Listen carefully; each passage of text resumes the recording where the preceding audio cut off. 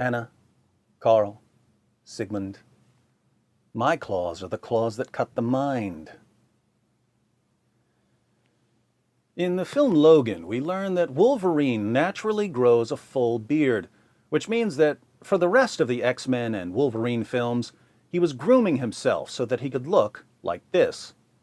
Since Wolverine's hair grows at an accelerated rate, he must have been grooming himself daily. But why would he spend so much time in front of a mirror with a beard trimmer in order to give himself a particular look? Well, as we saw in an earlier installment of the franchise, young Wolverine was born in the 1800s to the wealthy landowners John and Elizabeth Howlett. Wolverine's birth name was James Howlett. One evening, poor Wolverine hears a bang and rushes downstairs to find that his father has been shot to death by the groundskeeper. The scene causes Wolverine's mutation to manifest, and he murders the groundskeeper with his bone claws. Tragically, it turns out that Wolverine's mother, Elizabeth, has had an affair with the groundskeeper, who shares these dying words. He wasn't your father.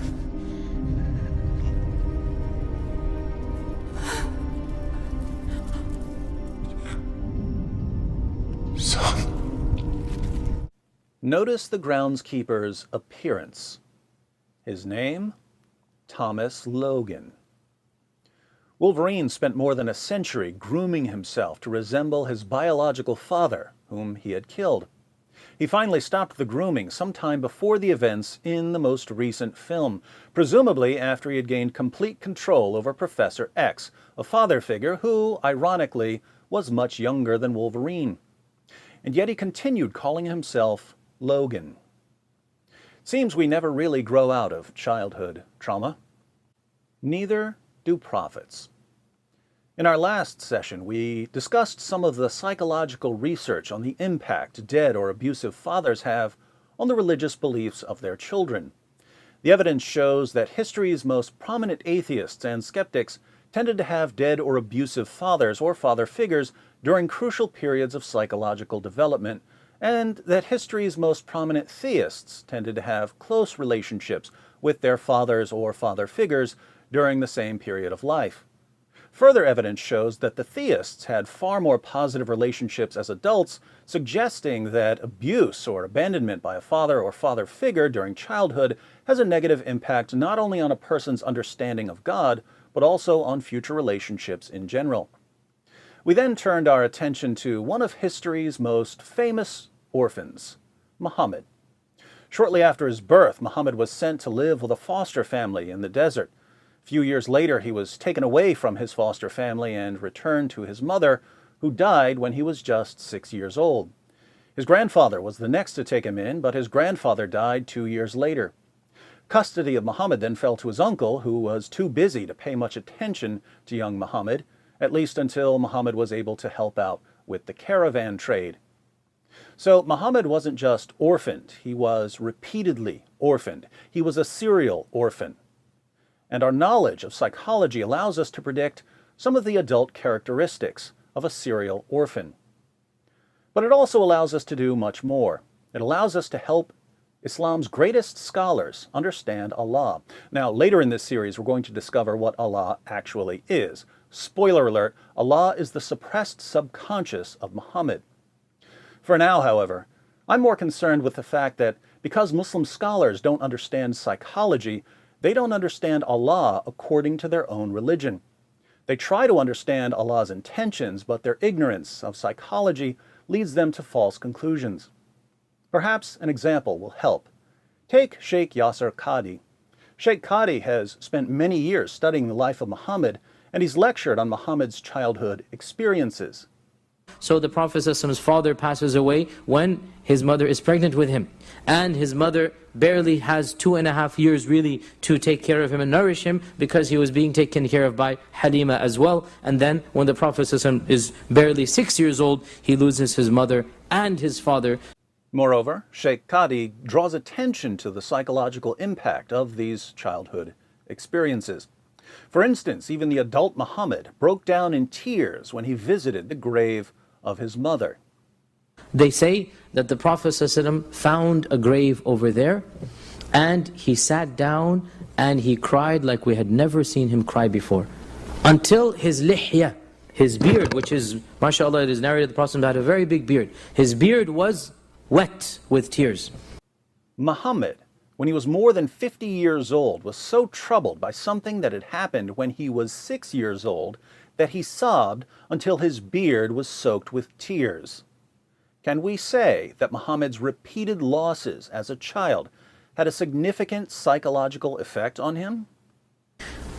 The fact that the Prophet ﷺ obviously is crying in this manner, I mean, we don't need to mention this is his mother. Really, it doesn't need to be mentioned the love that he must have felt and the pain that he must have endured at the death of Amina. But keep in mind that from an Islamic perspective, Allah really, really loves Muhammad. At times, Allah seems to have nothing better to do than to give Muhammad anything he wants. Even Muhammad's child bride Aisha noticed this. One day, after Muhammad received one of his morally convenient revelations, Aisha said to him in Sahih al-Bukhari 4788, "I feel that your Lord hastens in fulfilling your wishes and desires." So Allah loves Muhammad so much that he hastens to satisfy Muhammad's desires, and yet Muhammad was repeatedly orphaned as a child. The question that arises for Muslim scholars then is, why would Allah, who spent so much time satisfying Muhammad's desires as an adult, not satisfy Muhammad's childhood desire for a mother and a father? Why did Allah Azza wa Jal put 3 orphan situations, 3 traumatic trials, one after the other, upon our Prophet? The attempts of Muslim scholars to answer this question are a kind of theodicy. In the philosophy of religion, a theodicy is an attempt to explain why God, who's all-powerful and perfectly good, would allow various kinds of suffering in the world. An Islamic version of a theodicy would be an attempt to explain why Allah, who's all-powerful and loves to satisfy Muhammad's desires, put Muhammad through so much childhood trauma. Why did Allah subhanahu wa ta'ala put so much trials and tribulations on the young child? Why did Allah subhanahu wa ta'ala will such a difficult childhood? Sheikh Qadi offers several explanations, but all of them are wrong. He claims that Allah repeatedly orphaned Muhammad so that he, Allah, would be the one who cared for Muhammad. Like Allah says about Musa alayhi salam in the Quran, وَاصْطَنَعْتُكَ لِنَفْسِي, I was the one who took care of you. Allah Azza wa Jal took care of our Prophet ﷺ and took this responsibility directly. But this is just nonsense. Muhammad was taken to the desert where a wet nurse from the Banu Sa'd cared for him. Then his mother cared for him until she died. Then his grandfather cared for him until he died. Then his uncle made sure that he didn't starve to death until Muhammad could start working. Where is Allah in all of this? Now, of course, you can say, well, Allah is providing for Muhammad through all of these people. But you can say the exact same thing about children who have 2 wonderful parents. How are wonderful parents not a blessing from God? So how does repeatedly orphaning Muhammad make Allah more of a caregiver to Muhammad? Apart from this, Allah's miraculous care goes completely unnoticed. By the time Muhammad starts receiving revelations when he's 40 years old, he thinks he's demon-possessed. So what did Allah ultimately accomplish by caring for Muhammad by taking away everyone who was close to him? Allah has a plan. Allah has a plan. Sheikh Qadi also claims that Muhammad was orphaned so that he could be sent to the desert to learn excellent Arabic. The Arabic of the cities was regarded as corrupted because the city dwellers picked up too many foreign terms and so on. But the Arabic of the desert was pure, and this is what Muhammad learned. Another benefit of this is that this facilitated the Prophet's being raised in the Banu Sa'd so that he could become the most eloquent of the Arabs. 3 problems here. First, sending babies to live in the desert for a while was a custom of the rich. Muhammad only ended up being taken there because one of the desert wet nurses who came to Mecca couldn't find anyone else and was ashamed to go back without a baby. So Allah didn't need to orphan Muhammad to have him sent to the desert to learn Arabic. Wealthy parents would have done that, as even Sheikh Qadi admits. In fact, this was a custom of the elite of the Quraysh.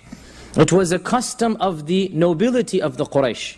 Second, Muhammad was only in the desert for a few years. He was around 4 years old when he was sent back to his biological mother in Mecca. Sheikh Qadi's theodicy requires us to believe that Muhammad became history's greatest master of Arabic at the ripe old age of 4. And it is well known that the Prophet ﷺ spoke the best Arabic, and in fact there is a hadith to this regard as well, that Allah has blessed me with the most succinct, the most precise of all speech. Third, Sheikh Qadi's claim actually backfires against the main argument for the truth of the Quran.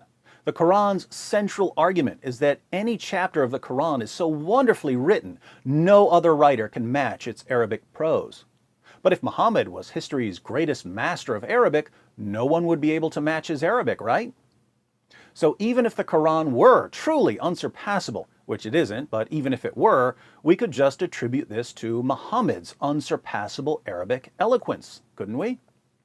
In other words, Sheikh Qadi should be making the exact opposite claim here. He should be arguing that Muhammad's Arabic was awful and that the Quran's Arabic is wonderful, and therefore that the Quran couldn't have come from Muhammad. In fact, Muhammad's Arabic is apparently better than the Quran's Arabic. Sheikh Qadi regards Arabic with foreign words as impure. Now the Arabs viewed the language of the cities as being corrupted. The Arabs viewed the city language as being changed. Why? Because what happens to any language, it gets influenced by other cultures. But the Quran contains numerous foreign words. So if Muhammad, as a toddler in the desert, learned pure Arabic, uninfluenced by foreign vocabulary, and the Arabic of cities like Mecca is corrupted because it's been influenced by foreign vocabulary, and the Arabic of the Quran has been influenced by foreign vocabulary, then the Arabic of the Quran is corrupted and is inferior to the Arabic of Muhammad when he was a 4-year-old. A 4-year-old's Arabic was superior to Allah's Arabic. Better luck next time, Sheikh Qadi. The only remotely plausible theodicy here would be some form of what's called a soul-building theodicy. Soul-building theodicies claim that God sometimes allows suffering because suffering can make us better, more virtuous people. Being in dangerous situations, for instance, can produce courage. Going through various trials can build endurance, and so on. So, how does being repeatedly orphaned make one a better, more virtuous person? Being an orphan gives you many qualities that the Prophet ﷺ would need later on in his life. And when our Prophet ﷺ is deprived of a mother and father, automatically this makes the child more independent. It makes the child more mature, gives him wisdom. Also, going through these difficult times makes you understand and experience firsthand poverty, ruthlessness, living in a harsh environment, and generally speaking, this makes you more sensitive. By going through this traumatic time, our Prophet ﷺ developed that fondness, that softness, that mercy, that tenderness for not just orphans, but all those who are weak, and this is a necessary requirement for being a prophet. Once again, our Prophet ﷺ is going through tough times in order to be compassionate, in order to be merciful. And that is why there are so many ahadith about taking care of orphans. Our religion has it as a central pillar to take care of the orphan. And our Prophet ﷺ was an orphan. There is a divine wisdom. Nothing happens except that Allah has a plan behind it. My goodness, listening to Sheikh Qadi, we might conclude that the best thing we can do for our children is abandon them. They may not like it, but it'll turn them into strong, independent, mature, sensitive, compassionate people. Now, what's wrong with Sheikh Qadi's claim that Allah needed to destroy so many of Muhammad's early relationships in order to make him mature and sensitive and compassionate? Well, there are multiple problems. One, Allah had Muhammad's heart miraculously cleansed twice during his life. Once when he was a child and once when he was an adult. There is no other more relationship because Jibreel took it out. هَذَا حَظُّ الشَّيْطَانِ مِنْهِ. He took it out. And then he washed the heart in a golden cup of Zamzam. This incident of taking the heart out and washing it occurred one more time, almost 45 years later. Now, if your heart is miraculously cleansed of sin, aren't you going to be compassionate towards orphans? Did Allah really need to go the extra mile by orphaning Muhammad over and over again? 2, the Quran repeatedly commands Muslims to show kindness to orphans. Since Muhammad obeyed Allah's commands perfectly and had his heart cleansed of sin, wouldn't he have been compassionate towards orphans without being repeatedly orphaned? Also, if Muhammad was compassionate towards orphans due to his upbringing, and the Quran puts special emphasis on caring for orphans, doesn't the Quran once more seem like it comes from the mind of Muhammad? Here again, Yasir Qadhi should have argued that Muhammad's upbringing made him cold and ruthless towards orphans, so that the Quran obviously must have come from somewhere else. 3, as we'll see in a future installment, Islam was detrimental to orphans because Islam abolishes adoption. Adopting an orphan into your family is one of the most loving and humane things you can ever do. But Allah and Muhammad abolished this practice so that Muhammad could have the wife of his own adopted son. So Allah clearly cares more about Muhammad's sexual gratification than he cares about orphans. 4, Sheikh Qadhi radically distorts and misrepresents the impact of orphanhood on childhood development. There are negative impacts on education, as one study reports. The effect of a parent's death on children's education has been found to be severe. Children lose school time even before parents die. Many drop out of school. A higher proportion were too young to understand this negative experience, which unfolds more and more as they grow older, thus plunging them into deeper levels of depression. Orphanhood has a negative impact on IQ. Even though being raised by a foster family helps diminish this impact on girls, it doesn't diminish the impact on boys. IQ tests conducted on children between 4 and 5 years old revealed a difference between girls in foster care and those in an orphanage, but showed no difference in case of boys. Girls in foster care scored an average of 82, while those who remained at the orphanage scored only 70. On the other hand, boys scored an average of 60 regardless of whether they were fostered. The average IQ score in the general population is around 100. Orphanhood has a negative impact on brain development. Parents do a lot more than make sure a child has food and shelter, researchers say. They play a critical role in brain development. More than a decade of research on children raised in institutions shows that neglect is awful for the brain, says Charles Nelson, a professor of pediatrics at Harvard Medical School and Boston Children's Hospital. Without someone who is a reliable source of attention, affection, and stimulation, he says, the wiring of the brain goes awry. The result can be long-term mental and emotional problems. When Nelson first visited the orphanages in 1999, he saw children in cribs rocking back and forth as if they had autism. He also saw toddlers desperate for attention. They'd reach their arms out as though they're saying to you, "Please pick me up," Nelson says. So you'd pick them up and they'd hug you. But then they'd push you away and they'd want to get down. And then the minute they got down, they'd want to be picked up again. It's a very disorganized way of interacting with somebody. The odd behaviors, delayed language, and a range of other symptoms suggested problems with brain development, Nelson says. So he and other researchers began studying the children using a technology known as electroencephalography, EEG, which measures electrical activity in the brain. Many of the orphans had disturbingly low levels of brain activity. Instead of a 100-watt light bulb, it was a 40-watt light bulb, Nelson says. As the children grew older, the researchers were able to use MRI to study the anatomy of their brains. And once again, the results were troubling.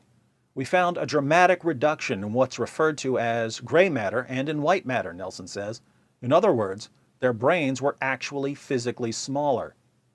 The scientists realized the cause wasn't anything as simple as malnutrition. It was a different kind of deprivation, the lack of a parent or someone who acted like a parent. What about the moral characteristics of orphans? I haven't been able to find any studies suggesting that orphans are more sensitive or compassionate than non-orphans. From personal experience, I can say that my dad was an orphan, and the number of times I ever heard him show any concern for orphans was somewhere in the ballpark of 0. I also noticed from thousands of conversations with inmates in correctional institutions that almost none of the inmates ever shared stories about their fathers. Many of them shared stories about their mothers, but almost no one shared stories about their fathers. Do you know why that is? Because their fathers weren't around when they were growing up. Shouldn't these young men with missing fathers have become more sensitive and compassionate than young men from two-parent homes? They should have, according to the Yasser Qadhi theory of child development. Instead, many of them wouldn't think twice about cutting your throat. Now, just to be clear, if you grow up without a father, or you grow up as an orphan, this doesn't mean that you're going to be less educated or less intelligent or less compassionate than anyone else. You might end up winning multiple Nobel Prizes. There are tons of variables involved. So the point here isn't about individuals. The point is that statistically, looking at large numbers, the impact of orphanhood tends to be negative in several important ways, which means that it's not something you should want to impose on children as part of their upbringing. But Muhammad was orphaned, and Sheikh Qadhi believes that Allah was in control of this. So Sheikh Qadhi has to see this as positive, and this leads him to present a rosy picture of orphanhood.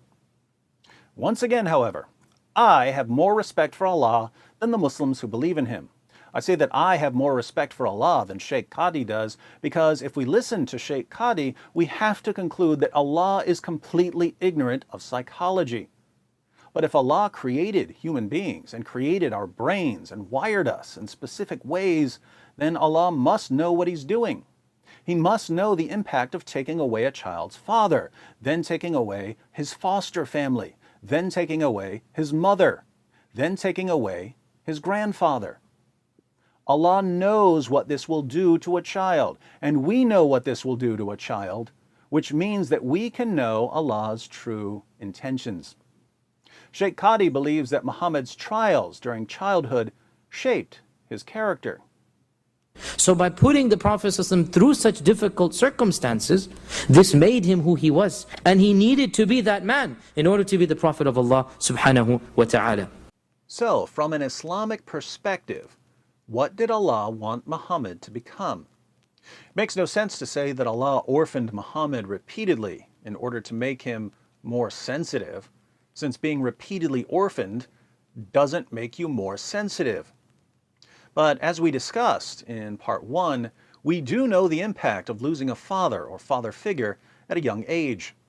Based on the psychology of the defective father, we were able to predict that someone with Muhammad's childhood experiences would rebel against authority and tradition, would have a problem with father figures, and especially with viewing God as a heavenly father, and would have some difficulty forming normal relationships with other people. If statistically these tend to be the result of losing a father or father figure at a young age, wouldn't Allah know this? And if Allah knew this, can't we say that Allah's intention was to shape Muhammad into someone with these characteristics in order to promote Islam? Unlike Sheikh Qadhi, we're going to test our claims, and for the remainder of this discussion, we'll see if our hypothesis about Muhammad rebelling against authority and tradition is confirmed or disconfirmed. Let's start with a couple of passages from the History of At-Tabari. The History of At-Tabari, Volume 6, beginning on page 93. The messenger of God proclaimed God's message openly and declared Islam publicly to his fellow tribesmen. When he did so, they did not withdraw from him or reject him in any way, as far as I have heard, until he spoke of their gods and denounced them. When he did this, they took exception to it and united in opposition and hostility to him, except for those of them whom God had protected from error by means of Islam. Notice, when Muhammad preached Islam, they did not withdraw from him or reject him in any way until he spoke of their gods and denounced them. So the Quraysh had no problem with Muhammad preaching Islam. They only objected to him denouncing their gods. What did they do about it? They went to his uncle, Abu Talib, and said, "Abu Talib, your nephew has reviled our gods, denounced our religion, derided our traditional values, and told us that our forefathers were misguided. Either curb his attacks on us or give us a free hand to deal with him, for you are just as opposed to him as we are, and we will deal with him for you." Abu Talib gave them a mild answer and declined courteously, and they left him. The messenger of God continued as before, proclaiming the faith of God and summoning people to it. After a while, they complained again. "Abu Talib, you are our elder and our chief, so give us justice against your nephew and order him to desist from reviling our gods, and we will leave him to his God."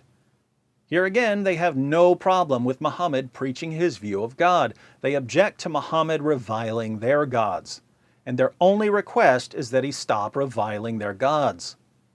The tension builds, and in another passage beginning on page 101, a Muslim asks a Muslim from Mecca about the worst attack by the Quraysh on Muhammad. This is the worst attack on Muhammad. I said to him, "What was the worst attack you saw by Quraysh upon the messenger of God when they openly showed their enmity to him?" He replied, "I was with them when their nobles assembled one day in the Hijr and discussed the messenger of God. They said, 'We have never seen the like of what we have endured from this man. He has derided our traditional values, abused our forefathers, reviled our religion, caused division among us, and insulted our gods.'" Does that sound like rebellion against authority and tradition? "We have endured a great deal from him," or words to that effect. While they were saying this, the messenger of God suddenly appeared and walked up and kissed the black stone. Then he passed by them while performing the circumambulation, and as he did so, they made some slanderous remarks about him. I could see from the messenger of God's face that he had heard them, but he went on. When he passed the second time, they made similar remarks, and I could see from his face that he had heard them, but again he went on. Then he passed them the third time, and they made similar remarks, but this time he stopped and said, "Hear, men of Quraysh, by him in whose hand Muhammad's soul rests, I have brought you slaughter." Muhammad promises to slaughter his own tribe. They were gripped by what he had said, and it was as though every man of them had a bird perched on his head. Even those of them who had been urging the severest measures against him previously spoke in a conciliatory way to him, using the politest expressions they could think of, and said, "Depart in true guidance, Abu al-Qasim. By God, you are never ignorant." The Prophet left, and the next day they gathered in the Hijr, and I was again present. They said to one another, "You were talking about the unpleasantness which you have endured and the things which Muhammad has done to you, but when he openly said something disagreeable, you shrank from him." While they were saying this, the messenger of God suddenly appeared, and they leapt upon him as one man and surrounded him, saying, "Is it you who says this and that?" repeating what they had heard of his denunciation of their gods and their religion. The Prophet said, "Yes, I am the one who says that." So he admits to reviling their gods and their religion. Then I saw one of them grabbing his cloak, but Abu Bakr stood in front of him, weeping and saying, "Woe upon you all! Would you kill a man because he says, 'My Lord is God'?" Then they left him, and that is the worst thing I ever saw Quraysh do to him. Think about this. The text says over and over again that the Quraysh had no problem with Muhammad believing in Allah alone and preaching Islam. They had a problem with Muhammad insulting their gods, reviling their religion, abusing their forefathers, and causing division. Muhammad did this for years, and they kept going to his uncle, asking Abu Talib to convince him to stop talking about their gods. In response, Muhammad promised to slaughter them. We just read it, I'm not making this up. One of them grabbed his cloak, and Abu Bakr screamed, "Are you going to kill a man simply for believing in Allah?" Have you noticed that Islam often causes its adherents to interpret any objections to Islamic practices as simple objections to belief in Allah? Hey, I have a problem with marrying 6-year-old girls and female genital mutilation and raping female captives and violently subjugating non-Muslims and terrorist attacks in general. Why is David Wood persecuting us simply for believing in Allah? So, did Muhammad rebel against authority and tradition? Yes, the only exceptions were that he continued certain pagan practices, such as circling the Kaaba and kissing the black stone, but only because he could incorporate these pagan practices into his rebellion. But Muhammad wasn't satisfied with rebelling against authority and tradition. He also encouraged others to rebel against authority and tradition, unless the authority and tradition came from him. Of course, any prophet might say to his listeners, don't just believe what your parents believed, you need to put God first. But with Muhammad, this rises to the level of obsession, and the main obstacle to Islam turns out to be people trusting their fathers. Surah 2, verse 170. When it is said to them, the unbelievers, follow what Allah has sent down, they say, nay, we shall follow what we found our fathers following. What? Even though their fathers did not understand anything, nor were they guided? Surah 5, verse 104. And when it is said to them, come to what Allah has revealed, and unto the messenger Muhammad, they say, enough for us is that which we found our fathers following, even though their fathers had no knowledge whatsoever and no guidance. Surah 7, verse 28. And when they commit an indecency, they say, we found our fathers doing this, and Allah has enjoined it on us. Say, surely Allah does not enjoin indecency. Do you say against Allah what you do not know? Surah 9, verse 23. O you who believe, do not take your fathers and your brothers for guardians if they love unbelief more than belief. And whoever of you takes them for a guardian, these it is that are the unjust. Surah 11, verse 109. So be not in doubt, O Muhammad, as to what these men worship. They worship nothing but what their fathers worshipped before them. And verily, we shall repay them in full their portion without diminution. Surah 31, verse 21. When they are told to follow the revelation that Allah has sent down, they say, nay, we shall follow the ways that we found our fathers following. What? Even if it is Satan beckoning them to the penalty of the blazing fire? Surah 34, verse 43. And when our clear verses are recited to them, they say, this Muhammad is only a man who wishes to hinder you from that which your fathers used to worship. This message about not trusting fathers was the message of all prophets according to the Quran. Surah 43, verses 21 through 24. Or have we given them a book before it so that they hold fast to it? Nay, they say, we found our fathers on a course, and surely we are guided by their footsteps. And thus we did not send before you any warner in a town, but those who led easy lives in it said, surely we found our fathers on a course, and surely we are followers of their footsteps. The warner said, what? Even if I bring you a better guide than that on which you found your fathers? They said, surely we are unbelievers in that with which you are sent. Notice, Allah never sent a prophet who didn't tell people not to trust their fathers. And the Quran gives us numerous examples of these former prophets. We read about the Prophet Hud's discussion with unbelievers in Surah 7, verses 70 to 71. They said, have you come to us that we may serve Allah alone and give up what our fathers used to serve? Then bring to us what you threaten us with, if you are the truthful ones. He said, indeed, uncleanness and wrath from your Lord have lighted upon you. What? Do you dispute with me about names which you and your fathers have given? Allah has not sent any authority for them. Wait then. I too, with you, will be of those who wait. When the Prophet Saleh preaches to the people of Thamud, they reply in Surah 11, verse 62, O Saleh, surely you were one amongst us in whom great expectations were placed before this. Do you now forbid us from worshipping what our fathers worshipped? Abraham speaks to his people in Surah 21. We read in verses 52 to 54, when he said to his father and his people, "What are these images to which you are devoted?" They said, "We found our fathers worshipping them." He said, "Indeed, you and your fathers have been in manifest error." We find a similar passage in Surah 26, verses 70 to 76. When he, Abraham, said to his father and his people, "What do you worship?" They said, "We worship idols, and to them we are ever devoted." He said, "Do they hear you when you call, or do they profit you or cause you harm?" They said, "Nay, but we found our fathers doing so." He said, "Have you then considered what you have been worshiping, you and your fathers before you?" In Surah 12, verse 40, Joseph says to his fellow prisoners in Egypt, "If not him, you worship nothing but names which you have named, you and your fathers, for which Allah has sent down no authority." In Surah 11, verse 87, the Midianites respond to the prophet Shu'aib, presumably Jethro, "O Shu'aib, does your prayer enjoin you that we should forsake what our fathers worshipped, or that we should not do what we please with regard to our property?" In Surah 10, verse 78, Pharaoh and his chiefs reply to Moses, "Have you come to turn us away from the ways we found our fathers following, in order that you and your brother may have greatness in the land?"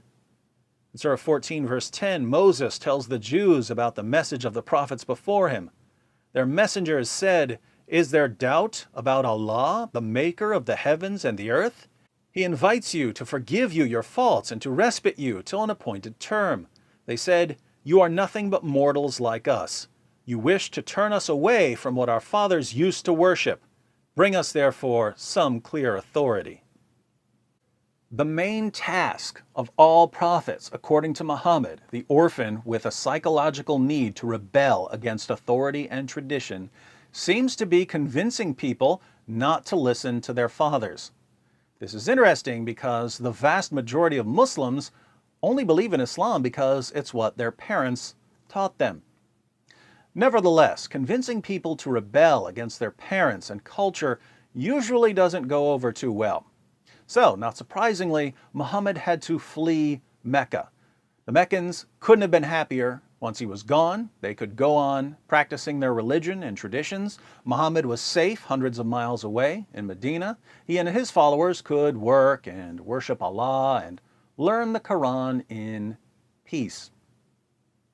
But Muhammad didn't want to live in peace, so he started robbing the Meccan caravans.